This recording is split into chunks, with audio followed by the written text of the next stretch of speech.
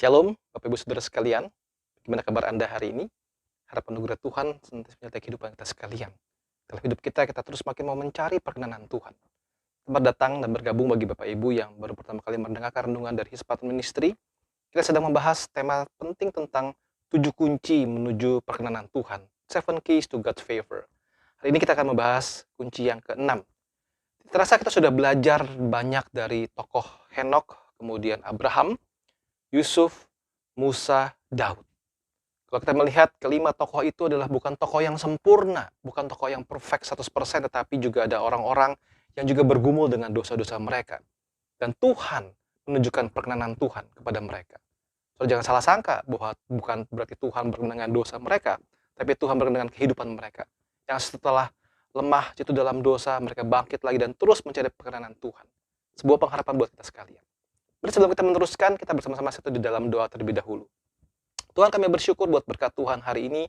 Firman Tuhan terus menguatkan hidup kami sebagai orang-orang yang berdosa. Kami bisa memperoleh perkenanan Tuhan. Tolonglah kami ya Tuhan dalam perenungan kita pada hari ini. Dalam nama Tuhan Yesus Kristus kami bersyukur dan kami berdoa. Amin. Saudara dari Raja 3 ayat yang ke-9, saya bacakan buat Bapak Ibu sekalian. Maka berikanlah kepada hamba-Mu ini hati yang faham menimbang perkara, untuk menghakimi umat-Mu dengan dapat membedakan antara yang baik dan yang jahat. Sebab siapakah yang sanggup menghakimi umat-Mu yang sangat besar ini? Sudah sebuah doa yang sangat terkenal dari Raja Salomo. Siapakah Raja Salomo? Kita akan melihat beberapa aspek tentang Raja Salomo sebagai tokoh yang ke-6. Kebesaran Raja Salomo itu begitu luar biasa. Saudara, dari satu Raja-Raja 4 ayat 21 sampai 34. Begitu banyak berita-berita tentang kebesaran Raja Salomo. Saya akan tampilkan beberapa ayat-ayatnya, saudara bisa baca sendiri. Yang pertama adalah dia memiliki penaklukan dan pemerintahan atas kerajaan sekitarnya. Kerajaan-kerajaan sekitar itu memberikan upeti dan takluk kepada Raja Salomo. Begitu luar biasa. Setelah Raja-Raja 4 ayat yang ke-21. Yang kedua, memiliki kemakmuran dan kemewahan pribadi yang luar biasa. Dalam ayat yang ke-22 dan 23, ada persediaan makanan yang begitu melimpah luar biasa.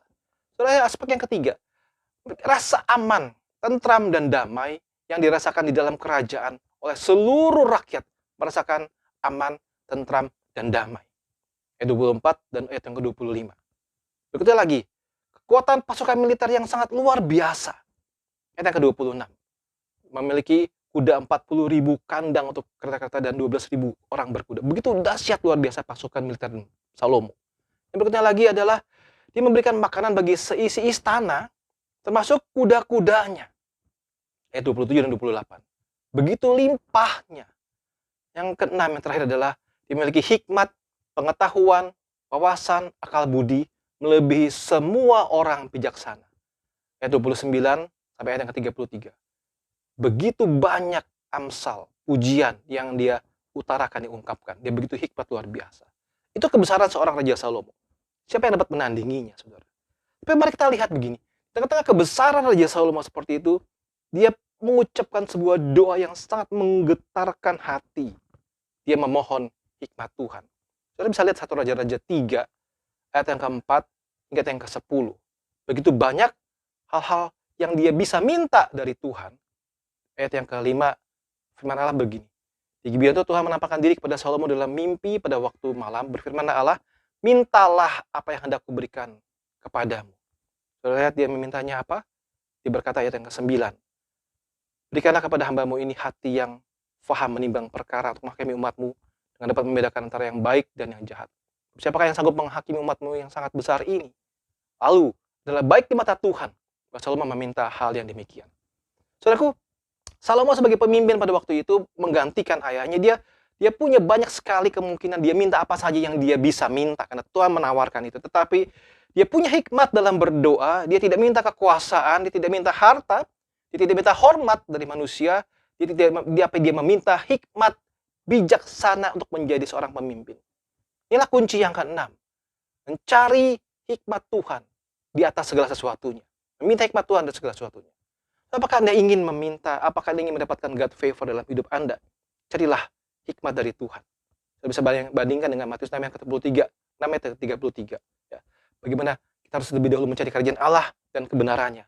Dan semua akan ditambahkan kepadamu. Soalnya kita bisa belajar dari tokoh ini. Belajar dari tokoh Salomo. Di tengah-tengah Apa yang dialami oleh Salomo, dia juga manusia berdosa, ada sinful attitude, dia juga disobedience kepada Tuhan.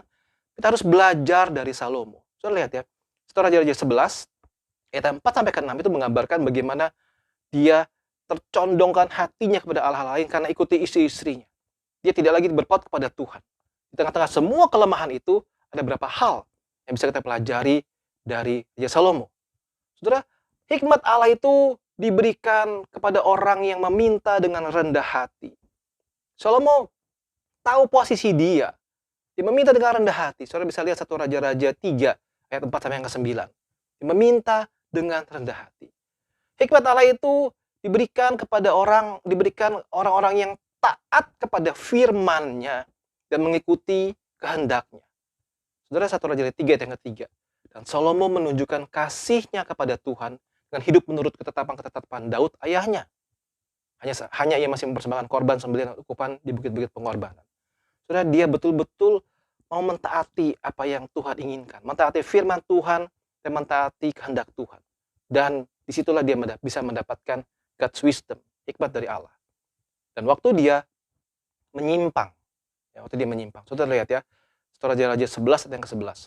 Lalu berfirmanlah Tuhan kepada Salomo, oleh karena begitu kelakuanmu, yakni engkau tidak berpegang pada perjanjian dan segala ketetapanku yang telah kuperintahkan kepadamu, maka sesungguhnya aku akan mengoyakkan kerajaan itu daripadamu, akan memberikan kepada hambamu. Saudara, Allah tidak bermain dengan dosa. Sebagaimanapun Salomo betul-betul mendapatkan hikmat dari Tuhan, waktu dia berubah setia kepada Tuhan, Allah mengoyakkan kerajaan itu dan memberikannya kepada hambanya. Sekalian, waktu orang taat kepada firman, taat kepada kehendak Tuhan, sudah bisa melihat bagaimana Allah berkenan kepada orang-orang seperti itu dan hikmat Allah turun kepada orang-orang seperti itu. Dan yang terakhir, God's wisdom, hikmat dari Allah, itu akan menyediakan apapun yang lain yang engkau perlukan. Saudara lihat 1 Raja-Raja 3 ayat 10 sampai 14.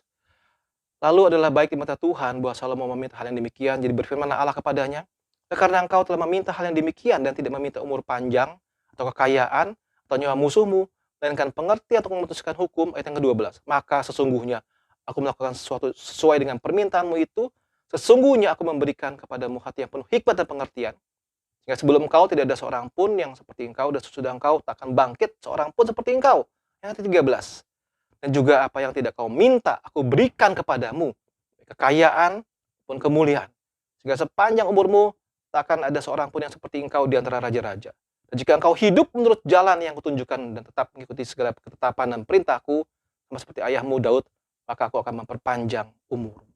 Sudah lihat, orang meminta hikmat kepada Tuhan. Yang lain-lain, Tuhan akan sediakan. Tuhan akan sediakan. Sekalian, apakah Anda ingin mendapatkan perkenanan Tuhan? Apakah kita orang-orang yang terus mencari perkenanan Tuhan?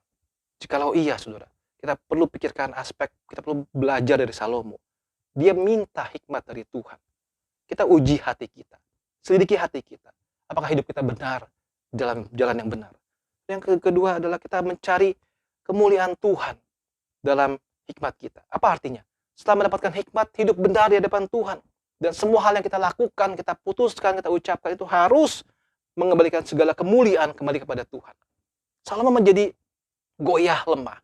Tak kalau dia mempunyai hikmat, dia tidak continue sampai ending hidup dia. Dia mengalami begitu banyak godaan, banyak pencobaan, dan dia jatuh. Dia memiliki begitu banyak istri dan gundik. Dan masing-masing di masa-masa tuanya Salomo membelokkan hati Salomo kepada ilah-ilah yang lain. Dia tidak mencari kemuliaan Tuhan di dalam hidup dia sampai akhirnya. Saudaraku, kita belajar dari Raja Salomo. Kita bukan orang yang kaya raya makmur seperti Salomo, tetapi kita bisa punya hati seperti Salomo. Tuhan, saya mohon Tuhan berikan saya hikmat. Hikmat untuk apa? Memutuskan A atau B. Hikmat untuk apa? Memilih misalnya pekerjaan, memilih misalnya pasangan hidup, mengatur rumah tangga kita, mendidik anak-anak kita. Kita butuh hikmat dari Tuhan. Dan orang yang berkenan kepada Tuhan, kita mencari hikmat dari Tuhan. Dan itu sebabnya kita belajar kunci yang ke-6 ini adalah bagaimana kita bisa meminta hikmat dari Tuhan. Ayat ke-33, carilah dahulu kerajaan Allah dan kebenarannya, maka semuanya akan ditambahkan kepadamu. First thing first, minta hikmat Allah. Lakukan dulu semua yang Tuhan inginkan, maka semuanya akan ditambahkan kepada kita. Tuhan menolong kita sekalian, Tuhan memberkati. Amin.